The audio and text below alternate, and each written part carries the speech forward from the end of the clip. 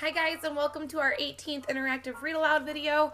I have my little dog Lily right here. She's making an appearance in my video today. She's been my little sidekick during all of this at-home learning and working and everything else. So Lily's gonna read with us today, right, Lily? Right? Yeah? Okay, good girl. Okay, our last assignment that I posted for you guys to go with your reading was a race assignment, and I want you guys to work really hard on restating, answering, citing evidence, and explaining your answer. If you have questions, don't be afraid to reach out to me. I have had students text me questions. Please don't be afraid to do that. Dojo message me, email me, whatever you need to do. I'm here to help you. Caitlin has asked that I hold up the book so she can see it better. The book cover has the fishbowl with Ollie jumping out of it. So here you go, Caitlin. I'm going to pick up and start reading chapter 23. Here we go. The day of the actual competition dawns bright and chilly. I shiver in the early March air as Mrs. V and I wait for my school bus. My jacket feels good. We've decided to use the manual chair today since the electric one, even with the car ramps, is a little too heavy for Mom to handle on her own. You ready, Mellow Yellow? Mrs. V asks me. Oh, yeah. Your head feel like it's gonna pop with all those facts inside, she teases. Oh, yeah, I grin at her. You'll do fine. Better than fine. Dynamite. Possibly awesome, Mrs. V says. Oh, yeah, I push again. We'll all be downtown in the audience cheering you on.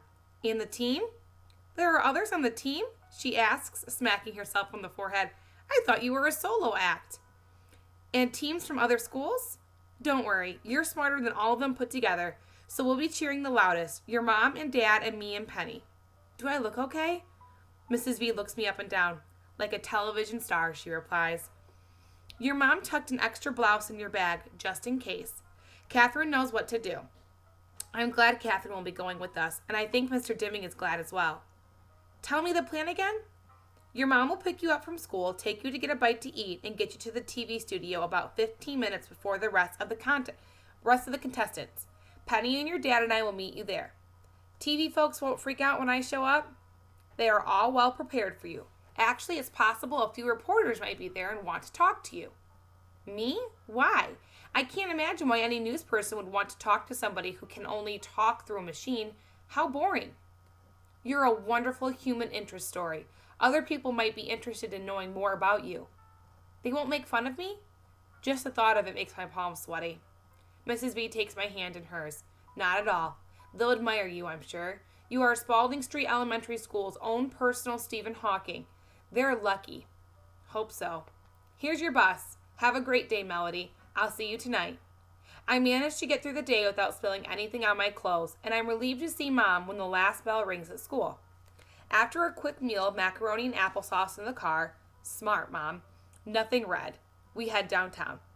We find a handicapped parking spot right in front of the studio, and after the usual unloading the chair down the car ramps, seating me in and strapping me in, then attaching Elvira, we roll inside. The receptionist, a chunky, pleasant woman with lots of makeup and frizzy hair, directs us to the staging area. I have to blink a little to figure it all out. Everything you see on TV is fake. When I watch it on television at home, it looks like the reporters are sitting in front of a huge window that shows all of downtown. But it's just a painting, and it's pretty small. So is the desk where the reporters sit. It seems so much bigger from home. I recognize a couple of the reporters who I watch every day. I can't believe how skinny the morning lady is. On TV, she looks normal size. I'm going to look like a huge balloon when the cameras show me. Speaking of cameras, they are huge, like giant. Black mechanical space beings on wheels. Guys with headphones and women with clipboards run around checking stuff. The back part of the studio is dark, but the place where the contest will take place is lit brightly. I can see where the teams will stand and the big buttons. They'll push for the answers. In another room, behind all the cameras and the action, are the benches where the audience sits. Some people have already started to file in. I can see them through a large glass window. I jump when Catherine taps me on the shoulder. Fascinating, huh? For real, I type. She and Mom chat a bit before a man wearing jeans and a Cincinnati Bengals sweatshirt approaches us. Excuse me, he says to me, but are you Melody Brooks? Surprised, I quickly hit yes. My name is Paul, and I'm the stage manager. His huge hand swallows mine as he shakes it. I'm glad you're here early. Let's see if we have you set up correctly. We're going to have you to participate.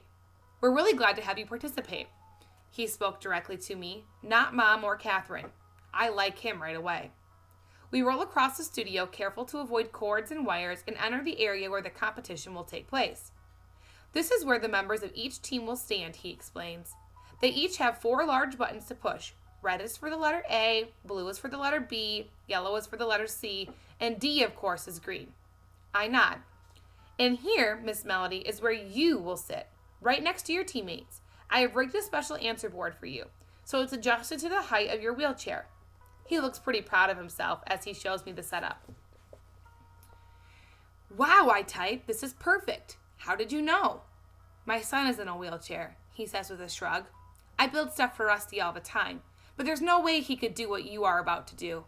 He kneels down so he can look me in the eye. Knock their socks off, champ. Rusty will be watching. Okay, I type, for Rusty. He rolls me behind the answer board and lets me practice with the 4 color-coded buttons. Because they are so large, hitting the right one is actually easier than using my Medi Talker. I don't even have to aim with my thumb. I can use my whole fist. When I hit the red button, the letter A lights up on the screen in front of me to lock in the answer. Thanks, Paul, I type. Very, very much. He winks, gives all the buttons a quick punch to make sure they all light up, and then tells me he'll see me later. I can do this, I tell Mom and Catherine. I'm ready. The rest of our team starts to arrive. Connor, dressed up in a black suit with a red tie, actually looks good. Rose, blushing and nervous, is wearing pale blue. Hi, Melody, she says. Are you scared? Nope, not at all, I type. My mom made me wear this tie, Connor complains, as he rolls his finger inside his shirt collar to loosen it. I hope I don't choke on live TV.